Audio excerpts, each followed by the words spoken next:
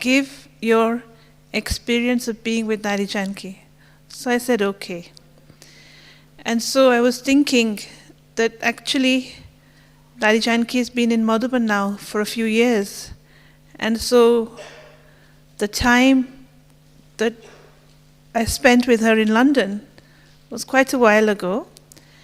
But still, it's gone in. And it stays there.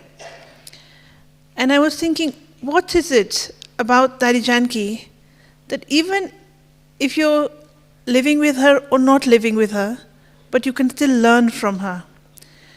And I see in her two things. One, for herself, she is very careful. And I'll give a list of all the different things she's careful about. The second thing, for others, she's very caring. So these two things, I think, stand out for me. For herself, she's careful, means she's careful about even the smallest, minutest thing. Like, for example, the way she drinks water, the way she takes her medicine, the way she acknowledges people or makes sure that people have what they need. And so she's careful, like when I watch her taking her medicine, she has to take a few tablets daily. And she does it very lovingly. Most of us take our medicine begrudgingly. We don't take it that, yes, wow, wonderful. We take it like we have no choice. But she takes it with the awareness, the consciousness, that actually this is allowing me to do more service. So the consciousness is different. And when she takes her medicine, she takes it very slowly, very lovingly. You can't rush her taking her medicine. One tablet, etc. And then one sip of water. And even the way she drinks water, it's not like how we gulp it down, like supposing we're thirsty. You just quickly gulp down water. She doesn't do that. She'll always try and sit down to drink water. And she'll take a sip at a time. And I was speaking to a doctor, Ayurvedic doctor, a few days back, and he was just saying the right way to drink water is to sip the water, not gulp it down like how we do that on the go, etc. And I thought, wow, Dadi's been doing that for years, so she's been doing it the right way for a long time. And the other thing I noticed about Dadi Janki is that she's very careful with her usage of energy. Where is her energy valued most? Where is it necessary? Where is it literally essential? She won't give her energy to anything which is not essential. Yesterday she was giving class in Shantivan, and she was asking the question, is there a difference between waste thoughts and unnecessary thoughts? So she was asking the class this question, what's the difference between the two? And for unnecessary thoughts, she was saying it's like when we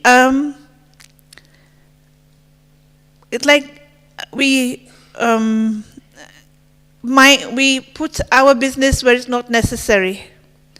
Like basically we don't mind our own business. Supposing there's a conversation, it's nothing to do with me, and I give my opinion or I butt in or something like that. She goes, that's unnecessary thoughts. Waste thoughts is this one shouldn't do this one shouldn't do this. But she was trying to differentiate the difference, means tell us the difference between that which is unnecessary and that which is waste. And the other thing I noticed, that She's always trying to bring people, Baba's children, closer and closer to Baba. That's her aim. She sees that as the aim of service. Okay, they've become Baba's children, now what? Like we're following all the principles, Murli, etc. But now to come closer and closer to Baba. Because the closer I come to Baba, then what happens? I can observe Baba and become like him. If I'm not close, then it becomes difficult to become like Baba. And so she said something very interesting the other day, is if I'm suppressing anything inside, the minute you suppress anything, then you're distancing yourself from Baba. You've distanced yourself from the whole Brahmin family. And so I remember once we were in Delhi or somewhere, and there was a group of people who'd come to meet her. It was a group of about 20 odd. And because it was such a small area, and she had to go somewhere, so there was the pressure of time. The space where she was meeting them was very small.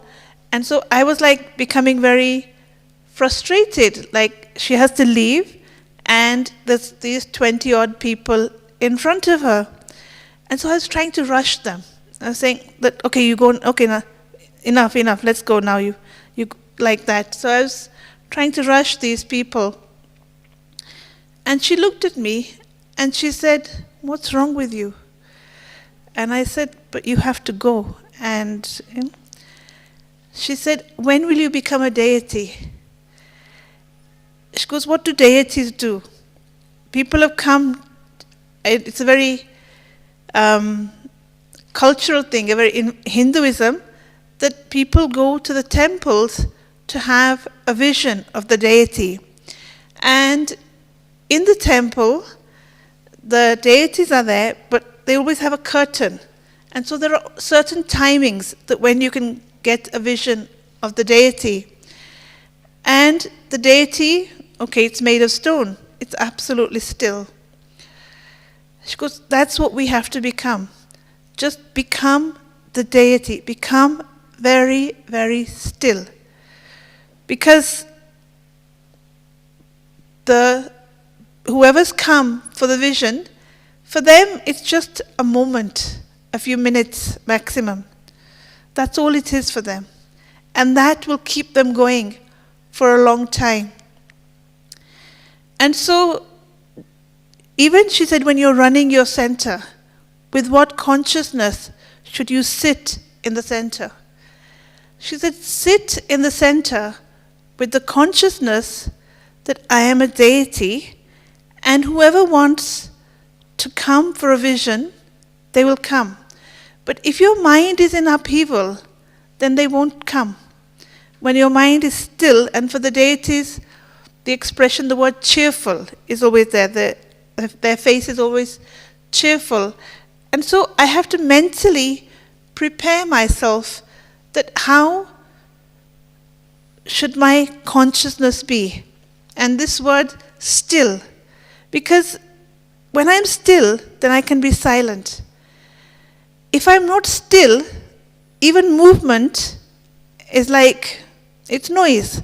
We say pollution is noise, but even movement, it's a disturbance. Maybe it's not noise, but it's a disturbance, it's a distraction.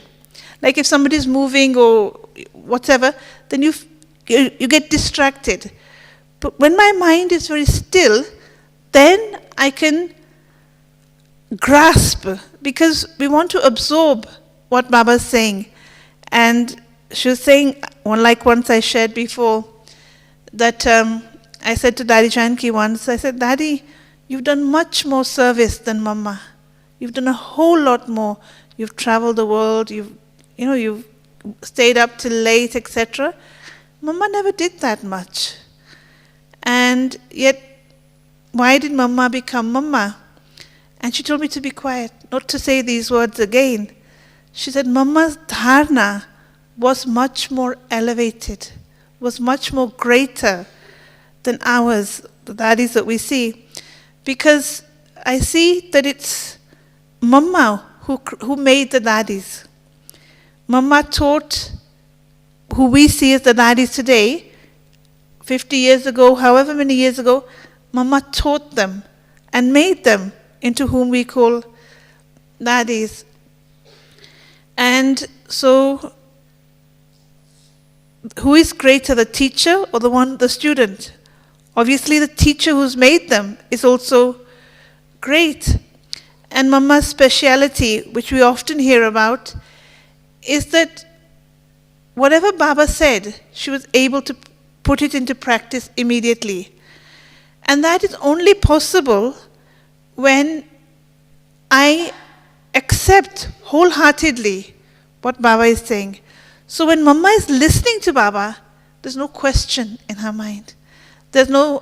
Often we listen to Murli or we listen to a class and we think, okay, I'll work on this later, or I'll do this, this is what I need to do. And we think that it's something I need to do another time, or I'll process it, I'll churn it, I'll think about it, maybe. But Mama didn't do that. It was instant acceptance, and that was it. That was the inculcation. The acceptance is the inculcation. That whatever Baba's saying, there can be no mistake in it, there can be no fault in it, there can be no wrong in it. Like in today's Murli, Baba's using this word, experience.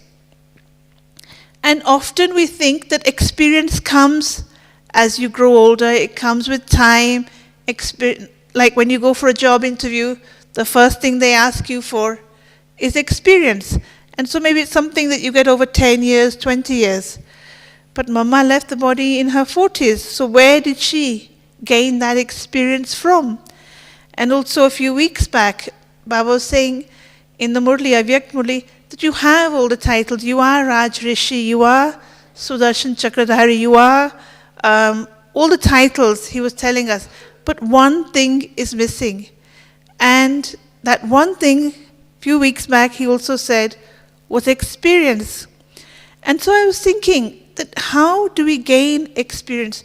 Do we have time to, like, okay, after 10 years I'm more experienced, after 20 years I'm more, do we have that kind of time? Where and how will I gain that experience? And so 2 or 3 answers came to mind. One is that experience is gained when I experiment. Whatever Baba has said, experiment with it, try it out, research it, and then when you see, yes, it works, then you can say, yes, you've gained that experience. Like for example, if Baba says, your Master Almighty Authority, we just see it as a point, we just see it as a title that Baba is giving us, and maybe Baba's just, sometimes we feel that Baba's just making us happy, giving us these titles. But when you experiment with it, like a few days back, Baba said that if you have the companion, Baba, then you don't need other company. Means Baba is your ultimate, he's the companion. And so whole day I was seeing, how is Baba my companion? Because I have to increase my experiences, and that will happen when I experiment with what Baba is saying. The other way to increase our experience is when I learn from other people's experiences. Often we say, oh, can you please share your experience? We'll ask seniors or what. And so when they share their experience, it's not entertainment, it's not story time, it's not that they've experienced it and I've come late to Baba, or I'm not in a position to have those experiences. I can also learn and take from other people's experiences. Like for example, if somebody puts their hand in the fire and you see their reaction, so you understand that the fire is not good, that you do get a reaction out of it. And so you don't need to put your hand in the fire also to experience it. You've seen how it is with other people, they get burnt or they react immediately. And so you're careful. you won't do the same thing. And so that's another way in which we become experienced. Because if that's all that's required, we have everything except experience, then when and how will I gain experience? And the other day when Baba was coming, before I'd come into the hall, I just read Sister Janki's class. Somebody had sent me, and I just read a few words from it. And in that class, one sentence was, she was saying that how she's practicing to use the words sweet drama in everything. Not to try and understand what's happening, because especially from the West or wherever, we try to understand, we try to analyze, we use the word process. We want to understand what's going on. Why is this happening? But she said no, just use the word. For herself, she was saying that in every situation, sweet drama. And I was thinking that this is interesting, because I don't say sweet drama. Either I'll say drama, or I'll say drama is beneficial. I'm talking about myself. I never use the word sweet drama. Sometimes we say drama just to put a full stop, or to, like just pass the situation quickly, just drama, And sometimes we say drama is kalyankari, it's beneficial, to console ourselves. And here I was saying that the word sweet drama is not consolation. It's not trying to, like that you're trying to not understand the situation. Sometimes when we say drama, it's like I'm just saying it for the sake of saying it, that I don't want to have any more waste thoughts, so drama, full stop. But sweet drama, so when I came in the hall, and we were waiting and waiting for Baba to come, and in my mind I was just thinking what I'd read. Sweet drama, sweet drama. So there was no complaint, there was no question, there was no blame, there was no criticism, there was nothing towards the situation that's happening. And one thing I really felt when Gulzar Dadi walked into the hall, then I think for most of us, I felt it was very obvious that she wasn't well. And I don't know if you also noticed it, that physically she wasn't well. And it was a struggle. I was seeing her holding tight onto whoever was holding her, and it was a struggle for her. And I was thinking, this is Baba's love, that his instrument is struggling in walking or whatever. She's struggling, but Baba, he's seeing that there's 13,000, 15,000, however many thousands in front of him, and yet she's still making that effort, however slowly. Maybe we're waiting that half an hour extra, but she's making that effort to come. And I felt that a word which I'd never associated with Gulzar Dadi was that she's very brave. Yes, she's loving, she's all of these things, but how brave the Dadis are, that if I was unwell, then what would I do? If you'd been unwell before Baba, like maybe vomiting or whatever, would you even come into the hall? It's a question to ask yourself, would I even have come into the hall? Would I even have gone to that place? And here she was, she's showing her face to so many thousands, and she's keeping herself, like I said, still. Means however many have come, whatever little experience they get, because out of that so many are first-timers, and so their expectations are very high. Because what do they expect when they come to meet Baba? Maybe they've seen Baba on the screen or whatever, but their expectations are high. And so how can Baba disappoint so many? But that was one way of seeing it. The other was that Baba's telling us that in the future, don't expect so much. That there will come a time when she won't be able to come, and we have to accept it without any question. And yesterday, we were having a conversation, and one sister said, well, I was just giving blessings that, she gets better, etc., that this was it. And I was thinking to myself, how do you give blessings to someone who's so higher up, someone who's so elevated? I'm not there. I'm younger, I'm maybe less experienced, I'm not of that stage. How can I say that I am giving blessings to somebody? Like, I can't say I'm giving blessings to Dadi Janki. Sounds odd. Dadi Janki can give us blessings, but what can I do for Dadi Janki? Or what can I do for somebody else? And so, it's not that we give blessings to those who are senior than us. We can't say we're giving blessings to Baba. We don't give them blessings, but what do we do? What can we do? What should be my attitude at that time for somebody who's not well, for somebody who's whatever? Do I give them blessings? What should be my attitude? Hello? Huh? Pure feelings. Pure feelings for them to get well. I don't know if I'm wrong, but I don't know if you've noticed there's this book that came out maybe a year or so ago, and the book was called An Attitude of Gratitude. Has anybody seen or heard of this book? That my attitude should literally just be one of gratitude. I can't give blessings. I'm not of that level.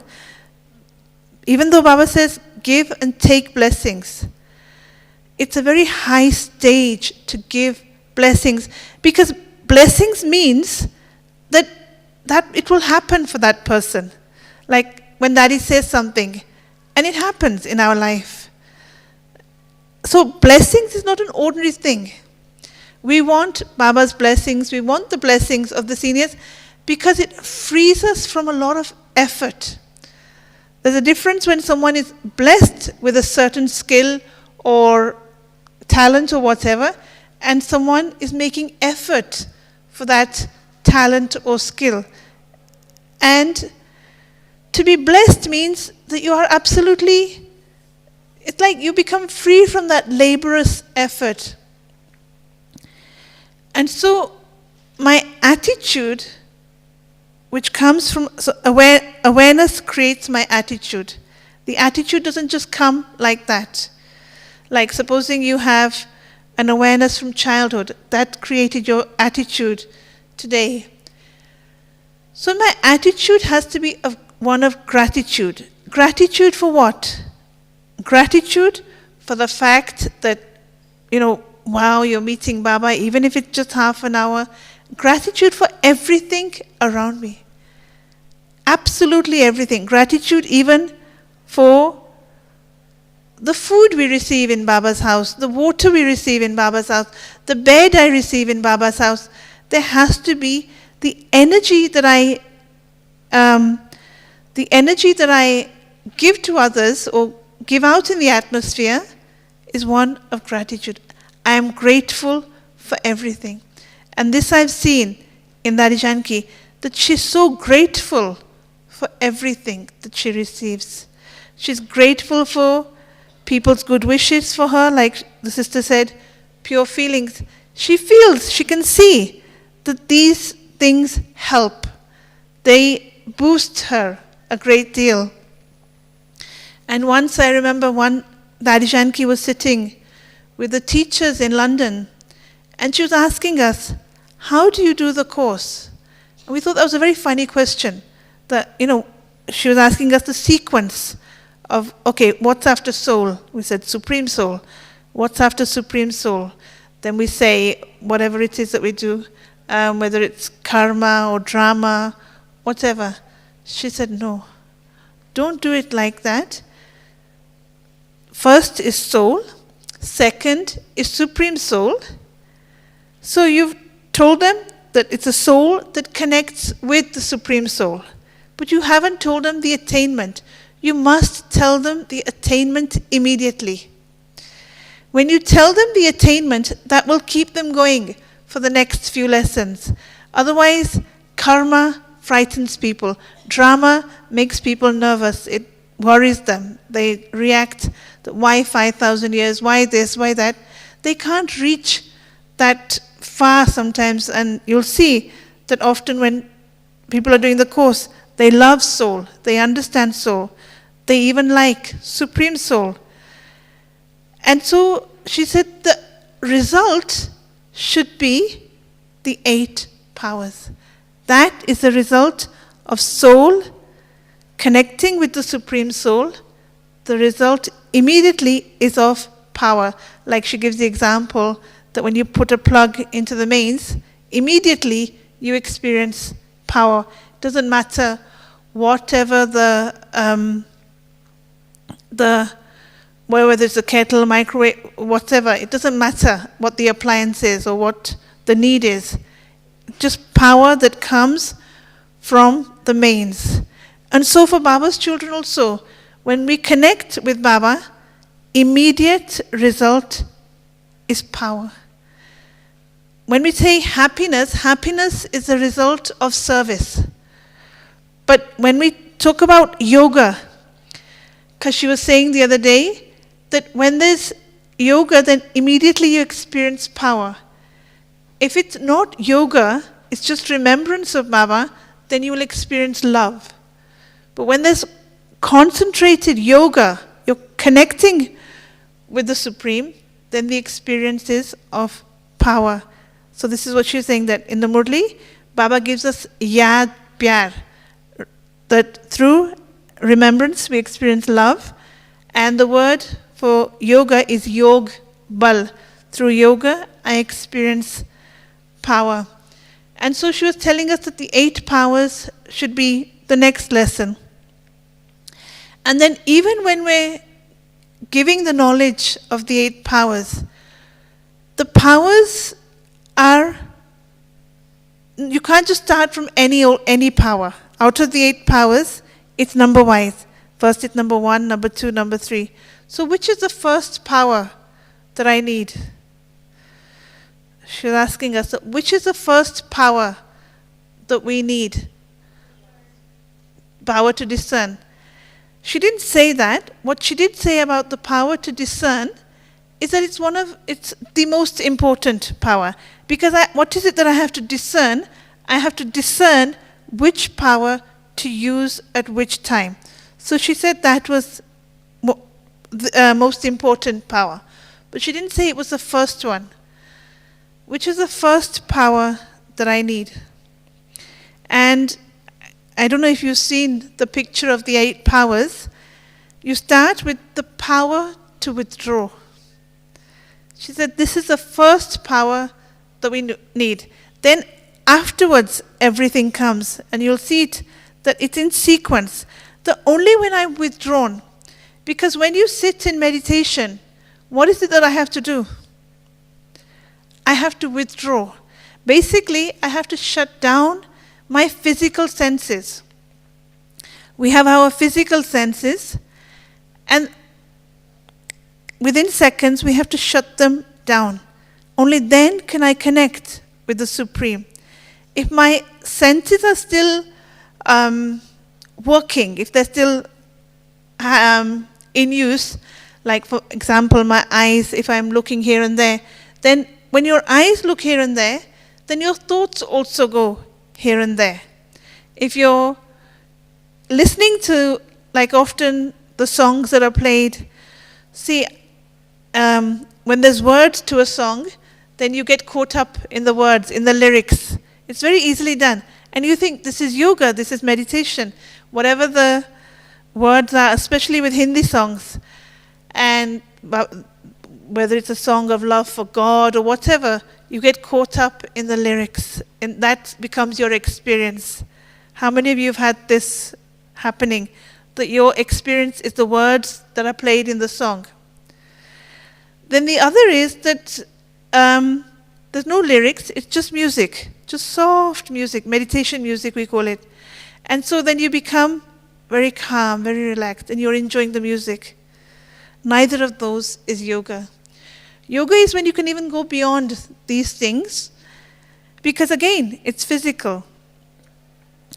And you shut down your senses, like when they do meditation commentaries, then they work their way up. When they're giving the meditation commentary, they work their way up, that you feel relaxed, and your arms, your legs are relaxed, etc., etc.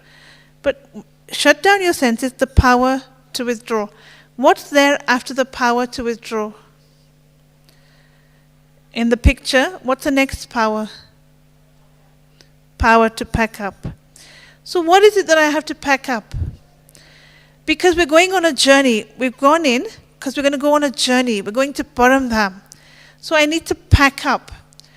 When you pack, and all of us are very experienced in traveling, that you're only allowed a certain weight when you travel. And if you have more weight than necessary, what happens? What do you have to do when you have more weight than you're allowed? You have to pay. So in the same way, if I have not packed up my thoughts, if I've got too many, so unnecessary thoughts, waste thoughts, too many thoughts, I'm going to have to pay the price. And how do we pay that price? We pay the price in terms of pain or discomfort or some kind of inner suffering. Because when Baba talks about Dharamraj, he talks about the supreme judge.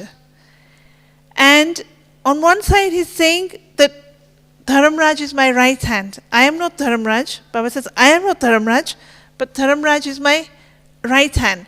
Basically what Baba's done is, like nowadays you have the fashion or the system of outsourcing. Like a company, they might be based in one country, but they've outsourced it. They've given it to somebody else. That you do this work and you'll get. So Baba's outsourced. He's not Dharamraj himself. And Dharamraj doesn't mean we'll be tortured in any way. We won't be physically hurt in any way.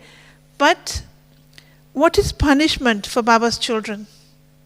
What is the worst punishment for Baba's children?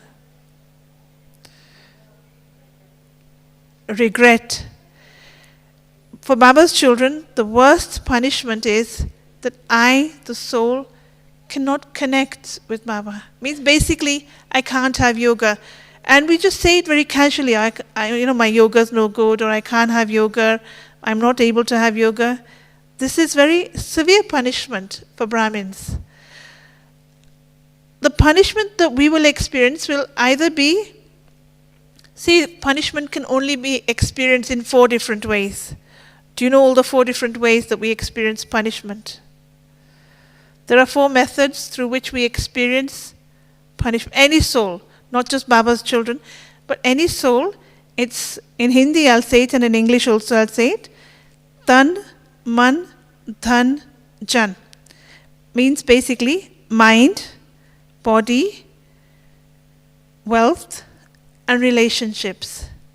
It's only through these 4 methods that I can experience punishment. It's only through these 4 methods that I can do service also. Mind, body, wealth, relationships.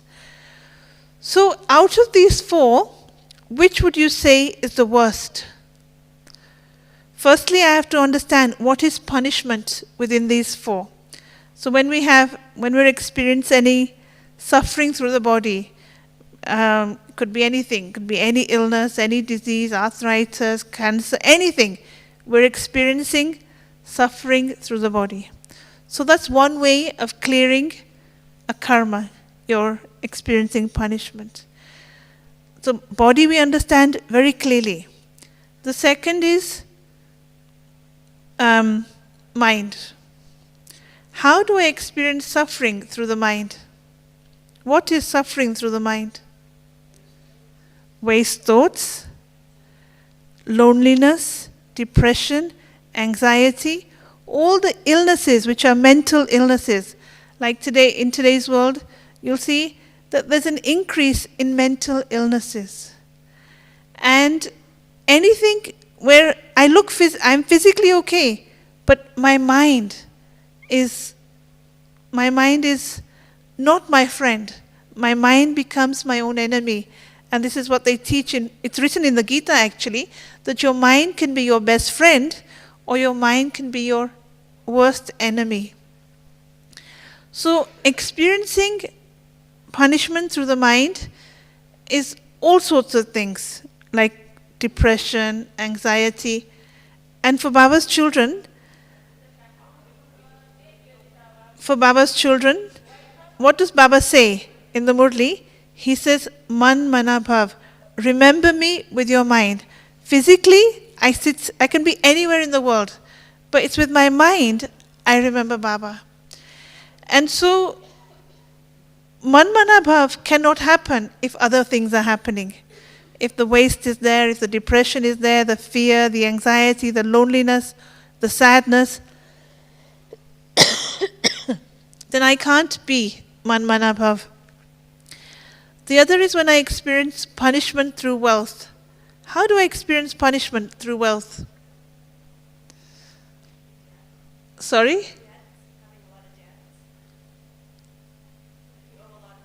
You owe somebody a debt. Okay, when you have a debt, yeah, you have to pay the bank or you have to pay back somebody. Then that's also, it's a tension, it's a burden that it's a punishment for the soul. The other is when I don't have sufficient. That I don't have sufficient for myself. Forget about service, forget about giving to Baba, but I don't have sufficient for myself. That is also a punishment. Then punishment through relationships happens when today I don't get on with this one, tomorrow there's a clash with this one, there's friction here, there's problems here. Means in relationships, there's always some or the other issue. Today I can't get on with this one, so I move place, I move country, but my sanskars still go with me. And so I'll have problems with somebody else there. And it's only in relationships that you give happiness and take happiness. It's only in relationships you give blessings and take blessings. It's in relationships that you give sorrow and take sorrow. You can't give happiness to the walls or the chairs or the no, it's with other people. So when we try to avoid people, what are we doing? Sometimes we just want to be by ourselves, or we don't want to go where the crowd is, or we just want basically what we're doing is saying that I don't know how to give happiness and take happiness from other people. And so it's in relationship that I can use the knowledge that Baba has given. I can understand where I am at. And so suffering in relationships happens when, if you look at your relationships, there's some tension, there's problems, there's issues, criticism, whatever happens in relationships. Now, out of the four that we've mentioned, which is the simplest? Out of the four, which is the most difficult and which is the most simple? For Baba's children, the easiest is punishment through the body, clearing of karma through the body. Because when my body is unwell, my mind is still strong, I can still be Man Mana Bhav. I can still remember Baba and create my fortune. Because often we think when we do something physically, we create our fortune. But if you think about it, it's the more I remember Baba, I'm creating my fortune. Burning your sins, yes. All of that is happening. But at the same time, I'm creating my fortune. Because in Hindi, God means Bhagwan and fortune, Bhagya. Bhagwan and Bhagya go together. And so, suffering through the body is the easiest for Baba's children. And the worst for anybody is when they're suffering through the mind. That's the worst punishment, is when my mind is not able to connect with Baba, because I can't take power to change the situation, to change my thoughts. Often we're so engrossed in our waste thoughts because we think our waste thoughts are justified. We think our waste thoughts are absolutely right. And this is also a form of Maya. When I think I am right, Baba said this once, that actually this is a Maya of nowadays, is we think that what I'm saying is right. Can't you see? Can't you, do you deny what I'm saying? And often, means if the situation is negative, and I say, no, it's not negative, then people think you're mad. But Baba said the other day that even to change, to see a negative situation in a positive light, that is what it means to use Gyan. So to use the powers, to use Gyan, that even if there is a negative situation, my thoughts shouldn't become negative just because the situation is negative. And so the power to withdraw is the first one. Power to pack up. Pack up only what you need on your journey. What do we take with us when we travel? Absolute essentials. You can't take the kitchen sink, you can't take your favorite teddy bear, you can't take these things because you have a certain weight. And when we're going to Paramdham, we can only take the essential thought that will help us on our journey, or what we need when we get there. What do you take when you travel? What do you take? What you need for your journey and what you need when you get to your destination. And so the power to pack up, to understand what is it that I will require. What's after the power to pack up? If you look at the sequence, power to tolerate. What does the power to tolerate mean for some? Because when we use this word tolerate, it means that I'm suffering. Often we think tolerate is that, supposing you have to tolerate your mother-in-law, you have to tolerate a situation, it means that, does it mean that I'm suffering? Or I'm in pain? Or I'm experiencing hardship? What does the power to tolerate mean? And always look at the picture. Because don't forget, Baba's created these pictures. All the pictures that are there of the course, Baba's helped create them. And so, what's the picture that they show with the power to tolerate? They show a boy throwing stones at a tree, and the tree gives fruit in return. And so what it means is that even if somebody is insulting me, even if somebody is negative towards me, what do? Should I be negative back? But my response, my reaction shouldn't be one that, why did you do this? Or don't do this? Or I'm hurting. No. My response is that I give something good in return.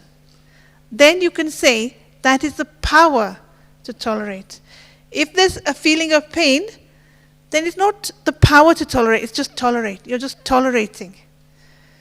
But the power is when you can convert that energy, convert that what's being thrown at you, what do you give back in return?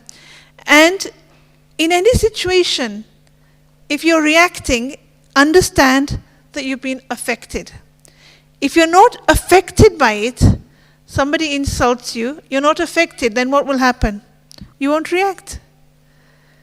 But if it hurt you even a little bit, if your ego is damaged, or then you will react. Reaction only takes place when I'm affected. But Baba wants us to go beyond these things, that if I'm not affected, I won't react. I just do my work of giving, giving, giving. And then after the power of tolerate, what's the next power? Power to merge. What is it that I have to merge? Because once I remember Baba said in the Murli that your mind should be so clean and clear that you're able to understand, you're able to pick up what's going on in the minds of others. So my mind should be so clean and clear that I understand, I can feel what's in another person's mind. And I really had a question about this once. I said, why would I even want to know what is going on in somebody else's mind? Because often, at least 50% of the time, what's going on in other people's mind is absolute rubbish. There's a lot of waste, there's a lot of negativity, so why would I even want to know? And so I asked Daddy this, that I don't want to know what's going on in other people's mind. I'm least interested. I've got so much of my own work to do. And I said, I can see that Dadi does this work. Her mind is so clean and clear and connected with Baba, that whoever comes in front of them, in front of the Dadis, they're able to see what's in their mind, but they don't focus on it. They don't take it to heart. They don't take it on board. Often we take on other people's rubbish and negativity. We also take it on. We support them with it. Daddies don't do that. Those who come in front of Dadi or whoever, then yes, there is a lot of rubbish there. And Baba says that not to throw your rubbish anywhere here and there. No? Okay, you should have the right place to throw that rubbish. So the Dadis have the power, like the two Dadis, the Gulzar Dadi, she gives power. You'll always say she gives a lot of power. But Dadi Janki has the power to convert, to change somebody's negativity into positivity. That's a different kind of power. And so they have the power to incinerate somebody else's rubbish. Because what do you do with rubbish? What do you do with rubbish? When the dustbin men come to collect your rubbish, what do they do with it?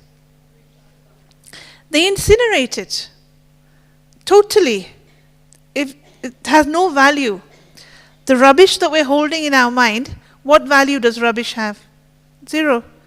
So it needs incinerating. It needs to be burnt completely. And so this is how our yoga works. When I'm having yoga with Baba, he incinerates, he burns the sins of the past. So there is some suffering of karma, which is not done through the power of yoga. There is some suffering, but a lot of the sins of the past can be incinerated. And I remember asking Dadi once, I said to Dadi, many years ago, I was very new, I said, Dadi, I remember you more than I remember Baba. So will my sins be incinerated? And she looked at me for a minute, she didn't say anything, and she said, no, they will not be incinerated. Because Baba tells us, no, not to remember human beings, but only when you remember Baba, your sins are burnt. She said, your sins will not be incinerated, but you will receive the power to do good. That when you're thinking of such an elevated soul, like even if you think of it on a Lokik level, if you think of like this memorial of Mahatma Gandhi, etc., these souls are there as examples, as leaders, that when you see them, hear their life story or whatever, then basically it gives you the power that you also want to do good. It gives you that inspiration, that you're maybe in awe of them, or you feel that yes, they did good, but it gives you that power also. So that he said, your sins won't be burned through remembering me, but you will receive the power to do charitable actions. And so often when Dadi's remembering, like here I don't see it, but she's always asking that we put the picture of the advanced party. You know, especially in London, she made us put it up. You'll see it, that wherever she is, she puts up this picture of those souls who've made effort and left their body. Why does she do that? Why does she keep remembering these souls who've left their body 20 years ago, 30 years ago, 10 years ago? She keeps their memory because she knows that by seeing them, she gets inspiration. Like I remember once somebody was saying to Dadi Janki that please don't put this picture up everywhere. And she said, why? She goes, and the other person said that when I see this picture, I feel sorrow. I feel a lot of sorrow that they've gone. You feel the sorrow of somebody's left. No? Daddy goes, I don't feel sorrow when I see their picture. I feel inspired. And again, it's negative, how one person is seeing the situation in a negative way, that they're experiencing sorrow. Like when you have a lot of love for somebody and you look at their picture, then you feel that why have they left you? Or that, like Dadi was saying, she feels inspired by them. And she'll often say that this soul is in me, this soul is in me. It means she's taken their qualities, their virtues into her life.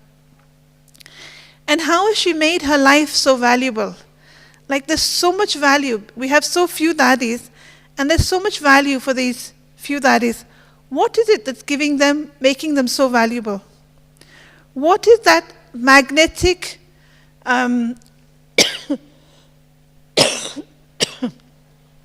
that magnetic quality about them that we're drawn to them again and again and again? We'll sit in every class, that we're running, that wherever they go, and if we're allowed to go, if there's permission, then we also go. What's that magnetic quality about them? And the answer for both questions, what makes us valuable and what their magnetic quality, is purity. Because purity has a magnetic, it's like a child when it's born. We're attracted to that child. You know, even we'll look at the child, oh, isn't it beautiful? When we look at little children, even if they're not our own, but maybe they're playing on the road or you see them in a supermarket, you look at them, you're attracted towards them because they have the quality, the virtue of purity. They've not yet been influenced by the Tamopradhan world. Sannyasis, gurus, people bow down at their feet because of that magnetic quality of purity. And so purity, the virtues, have a magnetic quality about them. You're drawn to them again and again. Often you'll see you're drawn to a certain person. Why? Because of their virtues. And I don't know if you've seen in Om Shanti Bhavan, there's one A4 size picture, and it says, virtues make our life valuable. So what is it that makes them so valuable? That is, it's the virtues. The more virtues I have, the more valuable I become. Because in the Murli, Baba says that you were as worthless as shells. And it's an interesting concept that he says shells. Because what value do shells have? No value whatsoever. They're on the seashore and you can take them freely. You don't have to pay for them even. You can just pick them up and take them. Like if you see flowers or even any greenery, you can't just cut it and take it. You know, especially, I don't know if in London, if you break a flower from somebody else's garden, you can be almost sued for it. So even though it grows wild or you can't just take anything. Shells have absolutely no value, you can just take them. And Baba's making us from shells into diamonds. So why does he use this expression that we become diamonds? What's the quality of a diamond? A diamond is transparent. If you look at a diamond, it has lots of different facets, many different facets, different sides, but a diamond is always transparent. And at the end of the day, that's what Baba wants us to become. Completely transparent. Means, as Brahmins, we don't realize what's inside shows on the outside. And that is visible through our eyes. What's inside shows in our eyes. Because there's this expression, I don't know if you've heard it, that your eyes are the index of the soul, or the mirror of the soul. And so this is why a lot of importance is put on drishti. Because the eyes tell you what's inside. Why do we want Baba's drishti? Why do we want the drishti of the Dadis? Because it gives us access to what's there. And I remember asking Dadi Gulzar once, So what does drishti do? Like, is it just a system that we sit here and we look at the person who's sitting on the stage, we look at them, that, okay, it saves us, looks insulting almost if somebody's looking at you and you're looking somewhere else, which often we do. Sitting there, we look at Baba's picture, even though there's somebody on the stage. And so I said, what's the importance of drishti? How does it work? And she gave a very good answer, means one that made sense to me. She said, drishti works like laser. Like nowadays you have laser surgery. Like, it's not invasive, and the healing from that is quicker. And so when Baba gives us drishti, when the Dadis are giving drishti, it's working like laser surgery on our weaknesses. It's burning them. It's eliminating them. And so when it comes to the question of drishti, and supposing you see that Dadi is giving toli or something, you go in front of her with the expectation of drishti, but her attention gets diverted to something happening around her, and then afterwards you walk away with a very bad feeling. How many of you have had this experience? You walk away feeling not good, that she didn't even look at me. So that becomes, you come with an expectation and you've gone away with a bad feeling. That's also a form of negativity. And so we said this to Dadi once, that, that please, that many people feel bad if you don't look at them. And so she said, this happened with Baba also, with Brahma Baba, that he would be giving toli and people would comment that Baba didn't give drishti.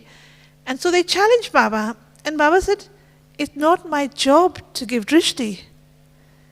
It's the soul that's in front, it's their job to take drishti. So does that make sense?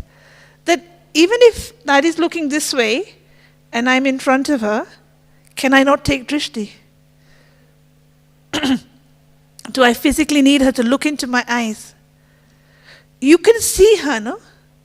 Like even, okay, forget about when she's giving toli, but even when she's giving class, what are we doing at that time? Yes, we're listening to her words, but at that time also, we're taking drishti. She's seeing the whole gathering. And Baba's drishti wasn't just for those in front of him. Brahma Baba, if you look at the Murlis, there's how many in front of him? And look at the quality of those who are in front of him. They're uneducated. They're old mothers or whatever. And so Baba's Murlis are very deep. He's talking about religious founders, he's talking about karmic accounts, he's talking about doing service here and there, doing exhibitions. And look at the people who are in front of him, the souls. Are they going to go and do these exhibitions? Are they going to go and advertise it? They're not. Because Baba's drishti, he's seeing those in front of him. Drishti means vision. He's seeing those in front of him. And then he's also seeing those who are in all the centers in India. And then he's also seeing, what else is Baba seeing? He's seeing those who are going to come 20 years, 30 years, 40, 50 years down the line. He's invoking them. He's saying that foreigners will come, this will happen. So he's seeing three different things. A, those in front of him. B, those who are thousands of miles away. He's sitting in Abu, yet he's seeing those in Bangalore and Bombay, etc. And he's seeing those who have not yet even taken spiritual birth. And he's giving them birth. Okay, the ones who are in front of him, they've taken spiritual birth through his mouth. He's given gyan, they've taken spiritual birth. Then he left the body. So how can he now give them birth through his mouth? He doesn't give us spiritual birth through the words, but he's given us spiritual birth through drishti. That even before we were aware of it, he's created our fortune. And I remember Dadi Janki often relates one story that when Sister Janki first met Brahma Baba, then he gave very long drishti to Sister Janki. very long drishti. And afterwards, Dadi Janki asked Brahma Baba, Baba, what were you doing? Because to give long drishti, and he said, I was killing her. And what does that mean? When Baba says he was killing her, what was he killing? He's killing her body consciousness. Baba said he was killing her body consciousness. And so this is why Baba says, we take spiritual birth, but before we take spiritual birth, what do we have to do? You have to die. And so that's what he was doing to her. Because she was very fashionable, she was educated, and so all of these things need to be incinerated. And so drishti, two things we get from the daddies. And it's not that those who live close to her get. Often people think we don't get a chance. But every soul has access in today's world to these two things. Drishti and words. Is there anybody who doesn't have access to these two things? We all have access to Baba's words and drishti. Even if you look at Baba's picture anywhere, you can take drishti, no? Why do we go and sit in Baba's room? We're taking drishti from Baba. So we have access through that. And it's not just a picture. Baba's picture has life in it. And Baba's words, Murli or Dadi's classes. Is there anybody who doesn't have access to Dadi's classes? Anybody who doesn't have? Or not allowed? We're allowed to have Dadi's classes.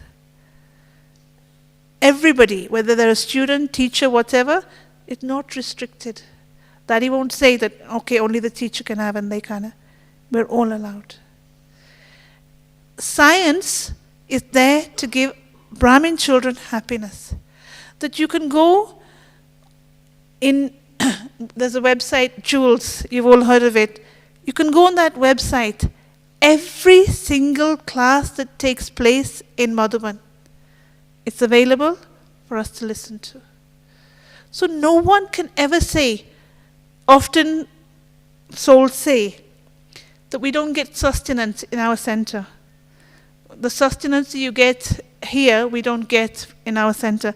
Our teacher doesn't give us that level of sustenance. What sustenance do we require? Because is it the soul that I need to sustain or the body?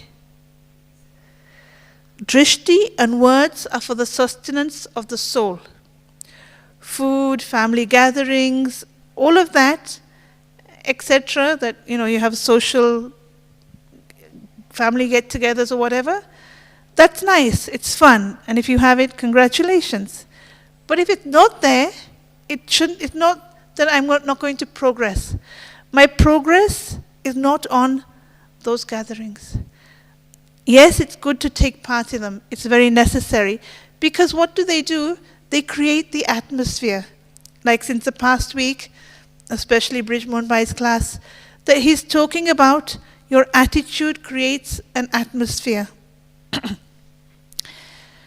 But wherever I am in the world, and I know we're all from different corners of the world, you'll say to me, well, you're from London, it's easy for you to say all of these things. For the past 1.5 years, I've not been in London. I'm in Nigeria, in Lagos. And even there, I can see that how does Baba sustain us? How does he look after his children who are in such corners of the world that you're thousands of miles away from the next BK? And he does it through, he's created these, all these facilities are for our use. Classes, everything is there for us to access. So there can't be that bitterness, negativity, but bitterness is also there that I don't get the sustenance that so-and-so's got, or, it's not fair, etc. That bitterness will also, it halts your progress. Forget about the that you're not, but it really makes you stuck. You'll go backwards. If you're not careful, if you entertain any negativity or bitterness, every step, every thought of bitterness is like a step backwards. And so today, just thinking about that, is two qualities which really stood out for me were that she's careful and caring. Om Shanti. Does anybody have any questions? Just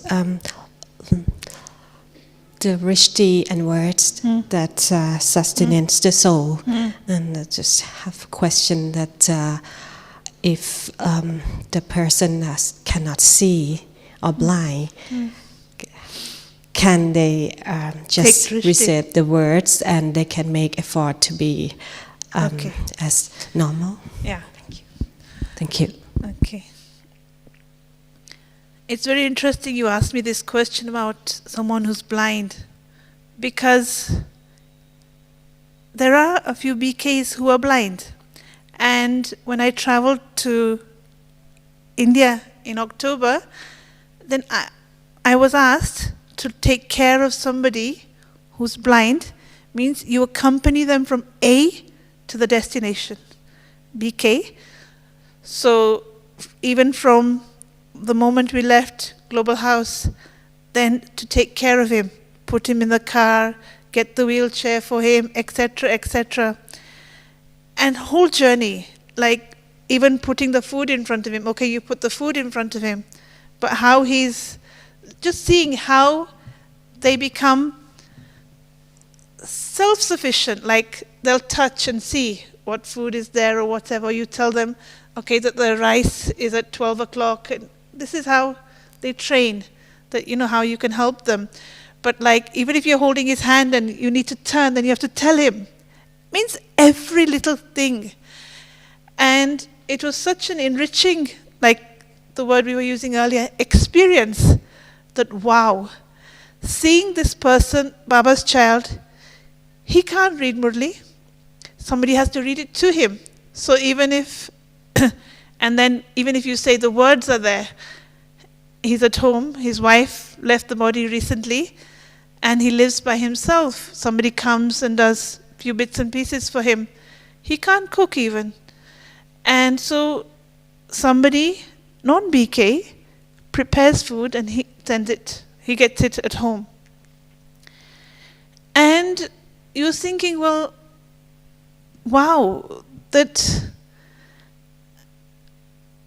Then you don't think that, you know, often we say that Baba's children prepare food and offer bhog, etc. So it's like, for him, you can't even expect. Means whatever he's doing, it's wow, it's amazing. Amrit Vela, etc. What he can do, he's doing. And how does he listen to Murli? I asked him, how do you manage for Murli? And he says, I phone in at that time, and I listen, I hold the phone, whilst the whole Murli is going on, he's holding the phone and listening to the phone, where the Murli, it's very touching when you hear such experiences, that even somebody who is blind can be Baba's child. And when I say drishti, again we're looking at the physical, that it's these eyes that give drishti.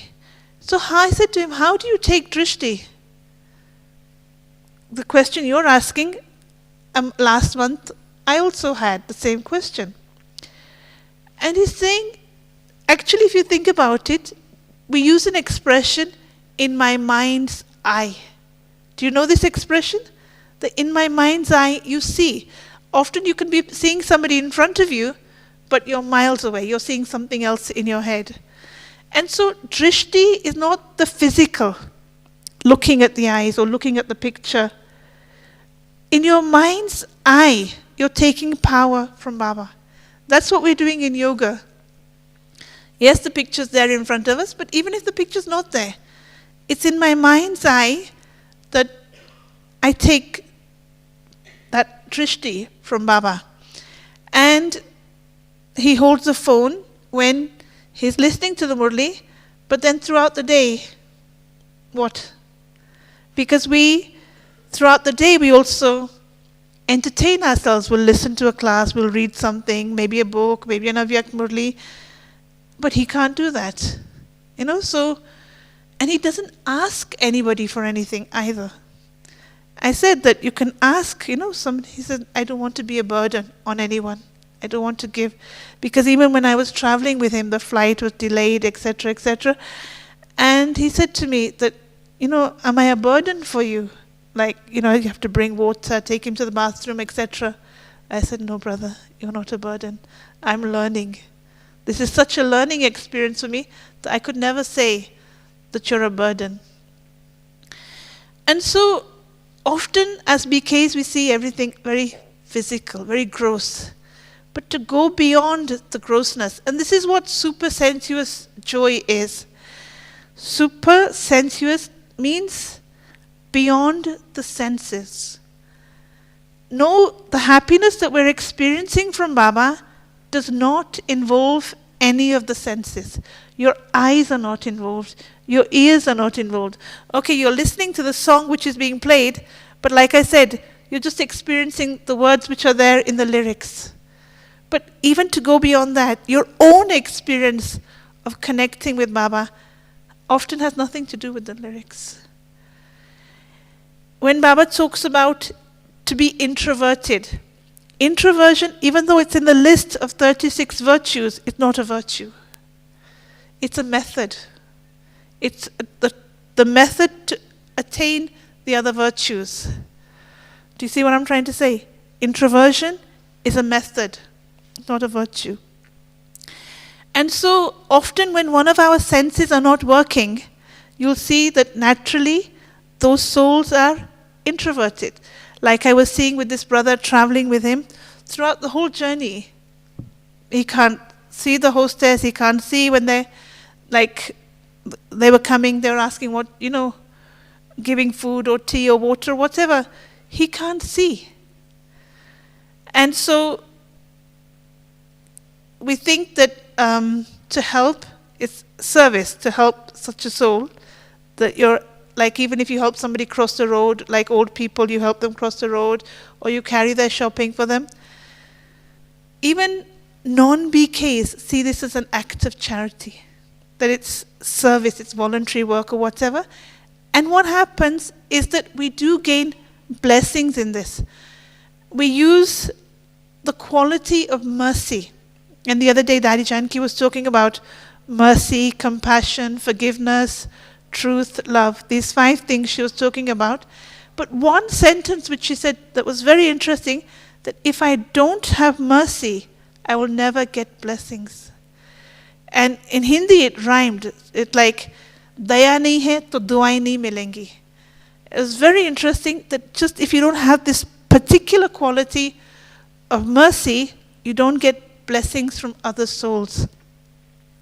So when I'm merciful, then I get blessings. And I could see, when I was with this brother who was blind, that, okay, the mercy is there, that he's blind.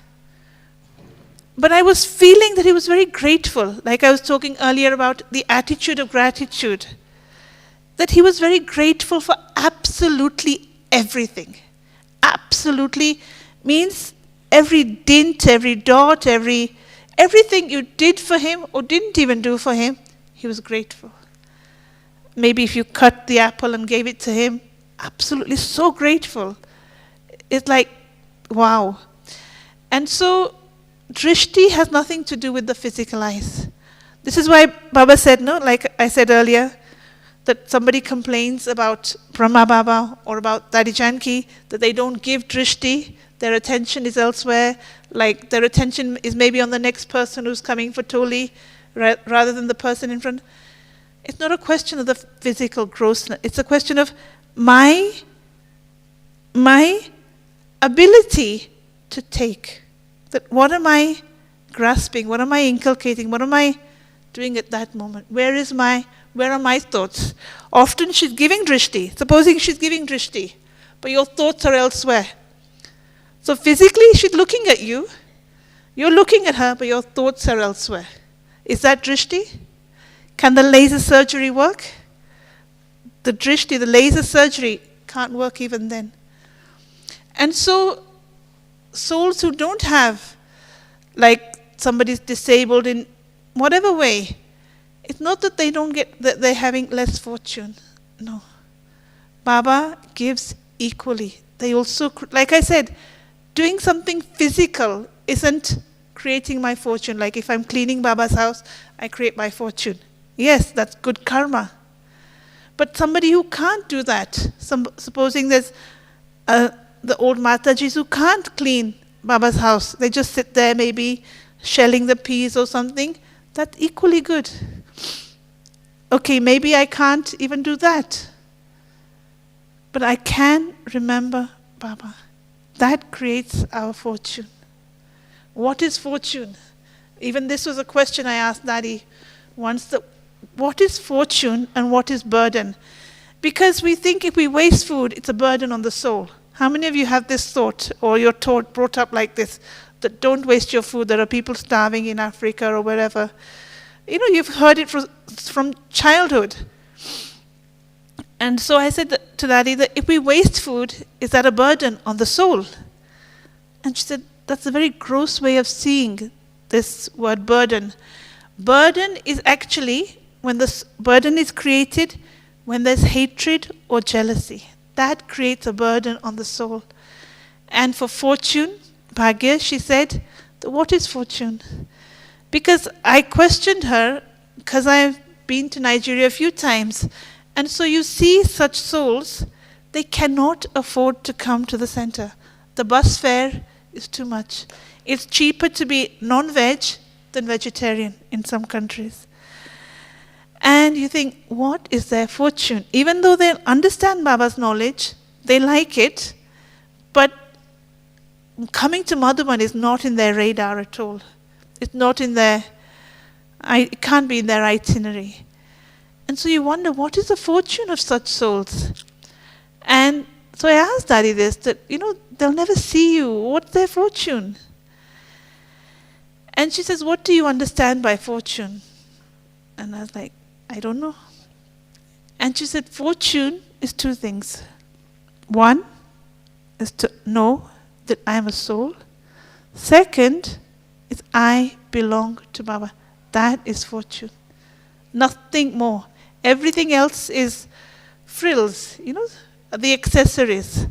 But fortune is I am Baba's child. That's it. And so, like for example, when we were coming up, then we were talking about Burma, that how many BKs there are in Burma. In their morning class, they have 500 every day. And you think, wow, but all 500 can't come to Madhuban because of whatever financial situation or whatever. But does that make them less fortunate? Does that make them less fortunate? No, it doesn't. They're equally fortunate. They're Baba's children. Baba's gone to Burma to find his long-lost children. And so drishti is the mind's eye. Om Shanti.